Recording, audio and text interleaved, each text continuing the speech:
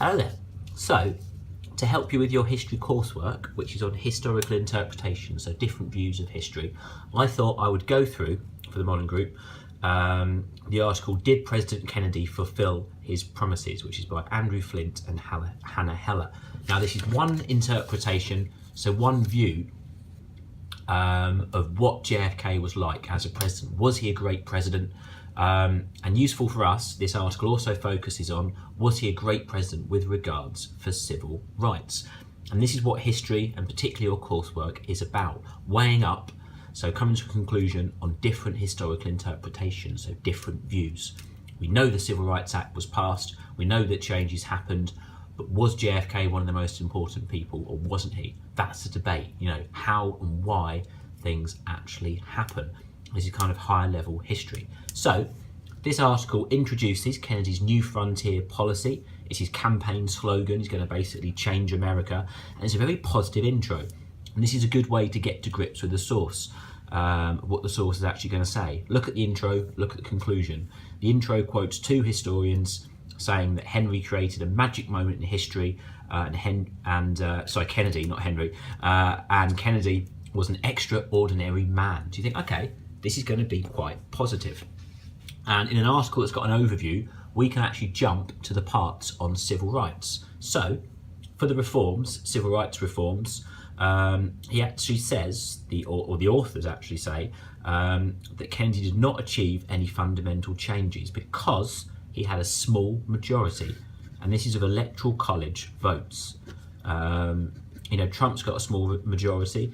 One of the reasons Congress don't always listen to him, so did Kennedy, which means you're quite weak. Look at Theresa May in this country. She's not got a majority. Parliament, even her own party like Boris Johnson, don't always listen to her. So this actually is a little bit negative. And this article also quotes a political historian who says that presidents only have the power to persuade. Look at Trump. I want to build a wall. What do Congress want? Not to spend any money on building a wall. Very tricky. What does Kennedy want? To pass a Civil Rights Act, make everything equal. What do Americans want? Well, sometimes it's to lynch African Americans, isn't it? You can't. So, moving on. After saying presidents only have the power to persuade, and Kennedy's actually quite weak, the article goes on to say that Kennedy did have a deep and fervent, so serious, real sort of passion, basically, commitment to the cause of human rights. And I'll say again, sorry, that went a bit crackly there.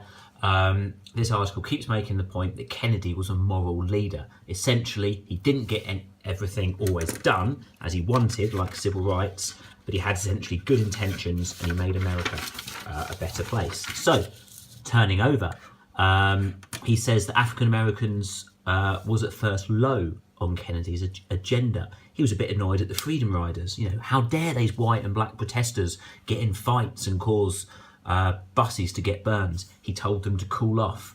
MLK gave a famous reply to that and says, if we cool off anymore, we're going to be in the freezer. So he's quite critical there of Kennedy, what he actually does, even though he's a good moral leader. But then he does stress that Henry used greater executive leadership. So think Franklin Roosevelt and the desegregation of the defense industry as another example. And he says that Kennedy actually getting involved and ensuring that University of Mississippi was desegregated and that James Meredith could actually attend there, shows he did more for civil rights than any administration in American history. Now, maybe you'll disagree. Maybe you think Roosevelt did more or Truman did more. But this is what this person's making. This is what the point the article is making. So even if he didn't get his Civil Rights Act passed, the fact he got the university desegregated shows that Kennedy wants racial equality to be a moral issue. He says civil rights is not just a legal one, but a moral one, the case for civil rights.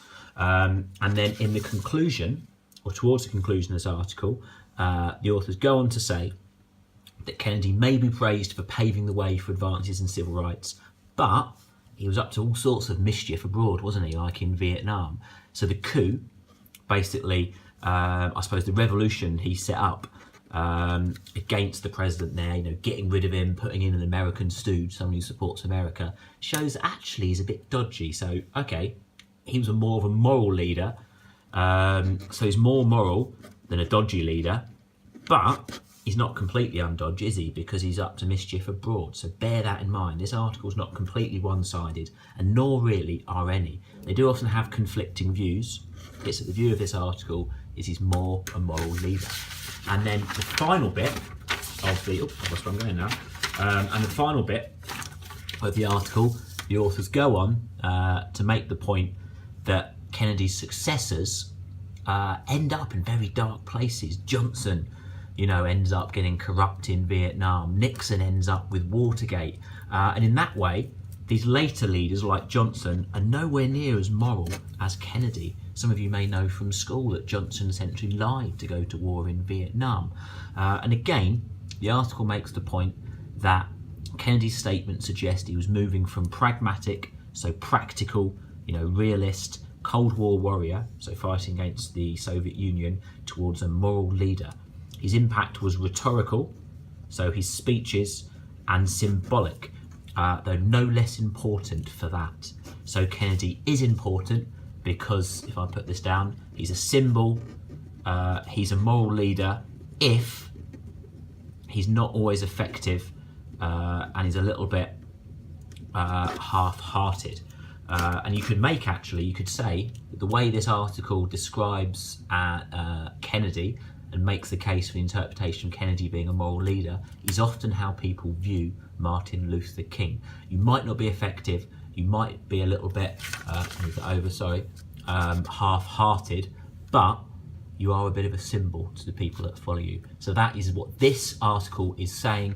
That is this article's interpretation, that Kennedy is a symbolic and moral leader. Don't have to agree with it, but it's a good article to use if you wish as either your main or one of your supplementary or additional articles. I hope that helps. Thank you.